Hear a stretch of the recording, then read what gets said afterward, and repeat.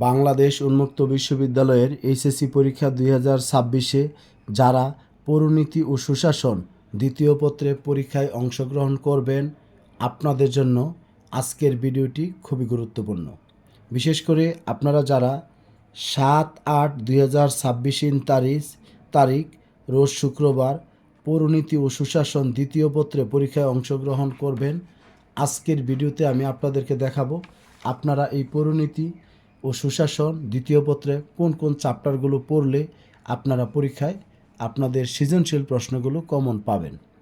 যাই হোক, এই ভিডিও শুরু করার আগে আমি আমার সকল শিক্ষার্থীকে আন্তরিক শুভেচ্ছা, অভিনন্দন ও সালাম জানাচ্ছি।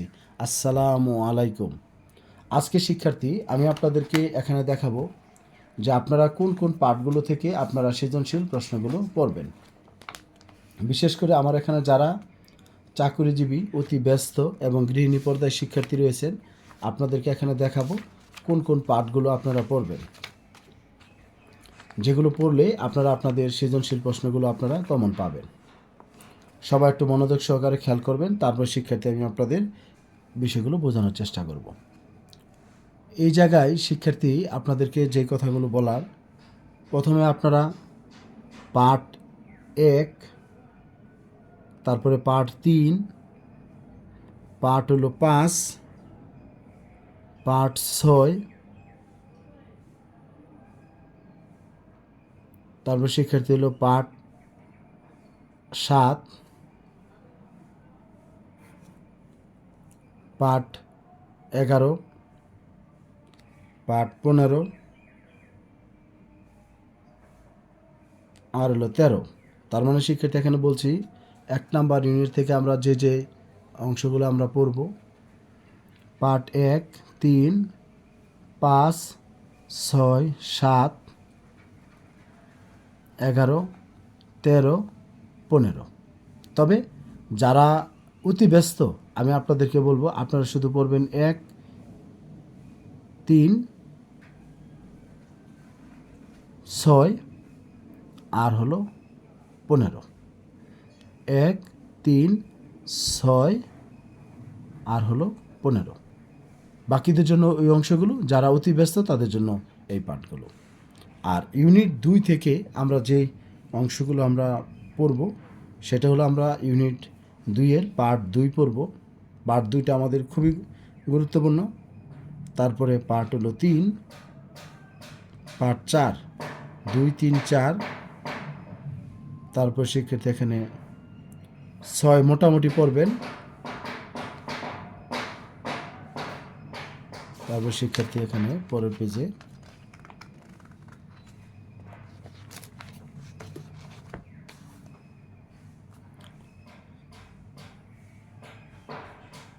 13 আর 14 এই অংশগুলো পড়বে।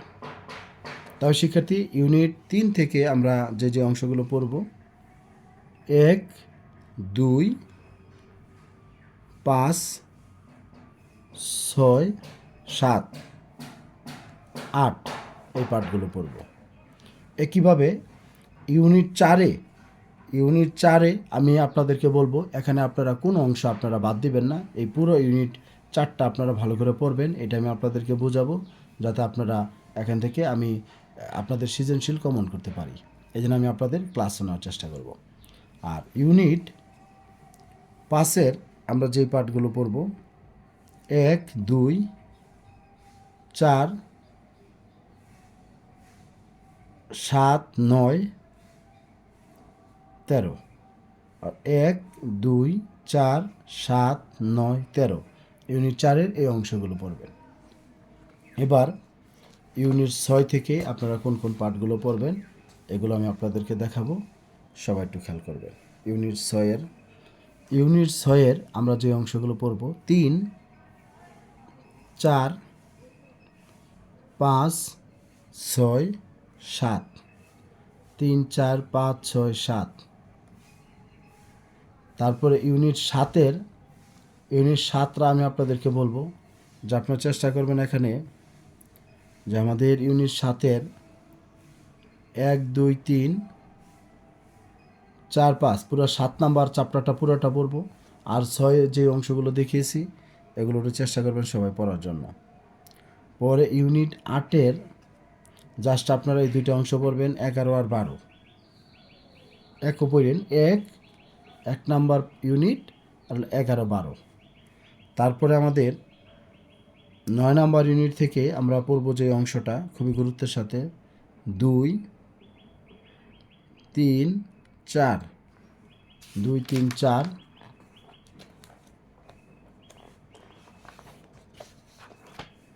2, 3, 4 হলো 8, 9, 10। আর ইউনিট 10 থেকে আমরা যে পার্টগুলো পড়ব, 1, 2 আর 4 নাম্বার, 1, 2, 4 এই অংশগুলো আপনারা পড়বেন। তবে শিক্ষার্থী, আমি আপনাদেরকে যে পাঠগুলো থেকে আপনাদের সৃজনশীল প্রশ্ন আসবে সেগুলো আমি আপনাদেরকে দেখানোর চেষ্টা করেছি। একটা বিষয় আপনারা জানেন যে আপনাদের পৌরনীতি ও সুশাসন এই দ্বিতীয় পত্রে আপনাদের 9টা সৃজনশীল প্রশ্ন থাকবে, সেখান থেকে 6টা দিতে হবে, 6 10 60, আর 40টা নৈর্বৃত্তিক থাকবে, সেখান থেকে দিতে হবে 40টা 40। তবে সৃজনশীলের 60-এর মধ্যে আপনাদের 20 পেতে হবে, আর নৈর্বৃত্তিক অংশে 40-এর মধ্যে আপনাদেরকে 13 পেতে হবে পাশ করার জন্য। এখন আমি আপনাদেরকে এখানে একটা বিষয় বলতে চাই যে যেই পাঠগুলো থেকে সৃজনশীল প্রশ্ন থাকবেই সেটা আপনারা একটু মনোযোগ সহকারে খেয়াল করবেন, এবং আপনাদেরকে এই অংশগুলো আমি আপনাদেরকে বোঝাবো। যেমন ধরেন ইউনিট 1 থেকে যদি আপনারা এখানে লাহোর প্রস্তাব আর আপনার এখানে বঙ্গভঙ্গ ও বঙ্গভঙ্গ রদ, পলাশী যুদ্ধ, কোম্পানির শাসন, সিপাহী বিদ্রোহ, তারপর পার্ট 1, 3 আর হলো এখানে আপনার 6 আর হলো 15, এই 4টা পার্ট যদি ভালো করে পড়েন এখান থেকে 2টা সৃজনশীল প্রশ্ন আপনারা কমন পাবেন।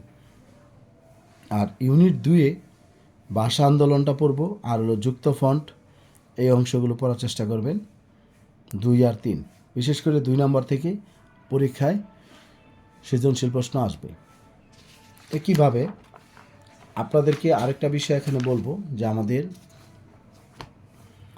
3 নাম্বার পার্ট তো মোটামুটি যেগুলো দেখাইছি সেগুলো পড়বেন।